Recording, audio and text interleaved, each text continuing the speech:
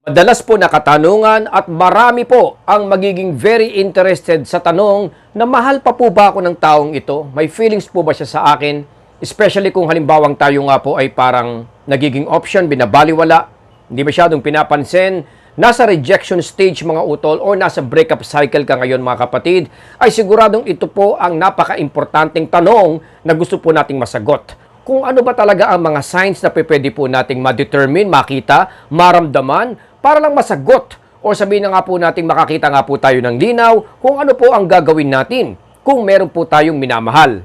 Honestly po, napakaraming mga senyales na pwede po nating maramdaman at makita nga po sa kanya ng malinaw. Ang iba dyan mga utol ay na-discuss na po natin sa mga previous vlogs natin. Yung tipong hanggang sa ngayon ay nakakatanggap tayo ng mga updates mga utol. Pag yung halos parang ang pakiramdam mo ay parang hirap na hirap ka mag-let go, ay yung sinasabi nga natin na parang may pumipigil sa mga braso at mga paa mo, mga utol, na hindi ka maka-move on. Ito po ay mga signs na siya po ay nakakaramdam pa rin po ng mga attachment styles at may feelings pa rin po sa atin. Kasama na rin dyan yung parang nagbabump, nagkikita kayo sa mga hindi inaasahang lugar. For example, napapansin nyo sa mga event, gathering, okasyon, mga utol, or birthday, ay biglang nandun din ang ex mo at halos parang kinukuha yung atensyon natin mga utol. Nandyan din po yung parang nagiging malapit siya bigla sa mga mutual friends ninyo. O sabihin na nga po natin sa mga taong related sa atin mga utol. Lahat po ito ay pwede po nating ma-figure out or masabi na ang ex mo ay nakakaramdam nga po ng attachment styles at may nararamdaman pa rin. Pero ang main topic o sasabihin na nga po nating top na senyales mga utol para masabi natin ito ay yung isang situation na halos parang hindi mo paghihinalaan. Dahil pagka ito po kasi ay nararamdaman natin, ay nauuna yung emotional pain, nauuna yung distraction, at syempre po, nauuna po yung panic.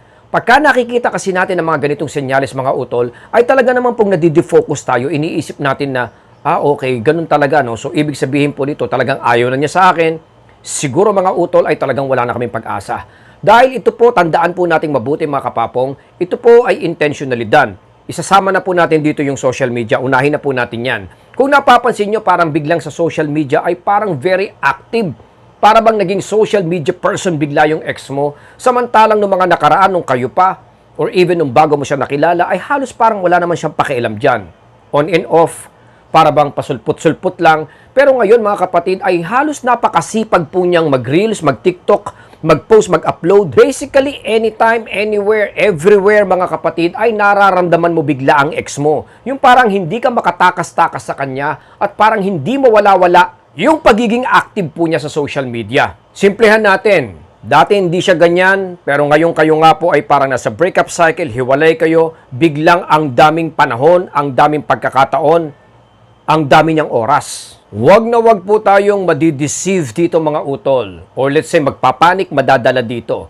Dahil 85% mataas ang percentage na ginagamit lang po ng ex natin ito bilang instrumento mga utol para makuha po niya ang iyong atensyon. Dahil kung pag-iisipan mo ng mabuti, breakup, natural pagka kayo po ay nasa breakup cycle, may mga negativity pa po kayong nararamdaman. Even nga tayo mga utol ay wala tayong motivation na kahit magpalit man lang ng profile pic. Alam ko po na paminsan-minsan sumasagi din po sa isip natin na mag-upload tayo, mag-post tayo, magpalit tayo ng profile pic. Pero alam naman po natin na ito po ay motivated dahil gusto lang po nating mapansin niya tayo. Likewise mga utol, ganyan din po ang nangyayari sa mga ex natin. Lalong-lalo na nga po na expected nyo na siya po ay may feelings din, na siya po ay may pagdadaanan din. Kaya ko binanggit itong social media effect na to mga utol. O yung parang pineflex nga po niya yung mga nangyayari sa kanya dahil connected po yan dun sa pinaka-pag-uusapan po natin, yung pinaka-core. Yung sinasabi po nating peacock effect. Pini-peacock effect or technique ka ng ex mo. Yung para bang all of a sudden, parang ang ganda-ganda niya, para bang all of a sudden, masyado siyang decorated mga utol. Alam naman po natin yung peacock. Lahat ginagawa niyan, very colorful yan. Yung lumalabas yung pagka-awesomeness niya mga utol na alam naman po natin na kayo po ay nasa breakup pa hanggang sa ngayon at kamakailan lang nga po ay parang nag-aaway pa kayo or let's say nakikita mo nga yung lungkot sa kanya. Tapos parang bumilang ka lang ng mga ilang minuto, ilang oras, ilang araw, ilang linggo, nararamdaman mo po yung pagka-awesomeness. Ang tawag nga dito mga utol, yung parang relentlessly, yung parang walang patawad na talaga naman pong napakasipag niyang iparating sa'yo yung mga magagandang nangyayari sa kanya. Halimbawa, may bago siyang damit, may gala sila, may event siyang pinuntahan mga utol, ay makikita mo yung talagang pikak na pikak yung dating niya. Parang siya po ay blooming, kumikinang, at talaga naman pong positive na positive mga utol. Kadalasan dito in psychology ay kabaliktaran po ang nangyayari. Dahil alam naman po natin, pag kayo po ay nasa breakup cycle, natural lang naman po na may pagdadaanan ka pa rin kahit na ikaw mismo ang dumper. Awesomeness. Tapos mapapansin mo yung parang obvious na obvious siya mga utol. Gagamit siya ng mga common friends para maiparating sa iyo yung mga positive news, good news, at mga changes na nangyayari sa kanya. Sa mga relationship book, ang tawag dito, pigeons. Nagiging pikak siya, tapos gumagamit nga po siya ng mga pigeons, mga kalapate na talaga naman pong para mag-message sa iyo, para maiparating sa iyo, ang gusto niyang i-portray. Shinare ko tong vlog na to mga utol para makarating sa atin yung mga iniisip din ng mga recovery coach. Kasi po tayo, pagka halimbawang tayo ay may emotional damage, pagka nararamdaman natin yan, nadudurog tayo, nagpapanik tayo, nalulungkot tayo mga utol. Pero kami pong mga relationship coach, iba po ang nakikita namin dyan.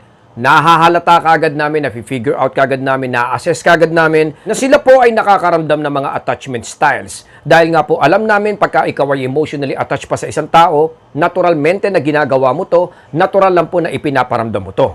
Lalo na kung very obvious na talagang sobrang sinasadya niya mga utol. Awesomeness, peacock effect. Dahil expected mo naman pag ikaw ay nasa breakup, natural, madidepress ka, maapektuhan ka, may mga bagay na hindi mo magagawa, mapufulfill. Katulad ng pagpasok sa trabaho, minsan yung paglabas man lang, hindi natin magagawa So, ang tendency ng isang dumper, mindset ng isang dumper, ay ipapakita niya yung kabaliktaran na hindi ako naapektuhan, nang sa ganun maprotektahan po at ma-justify nga po yung desisyon na ginawa niya, which is yung breakup. Dito maraming nagkakamali mga utol at dito po maraming nasasaktan, nalilito at nawawala ng pag-asa.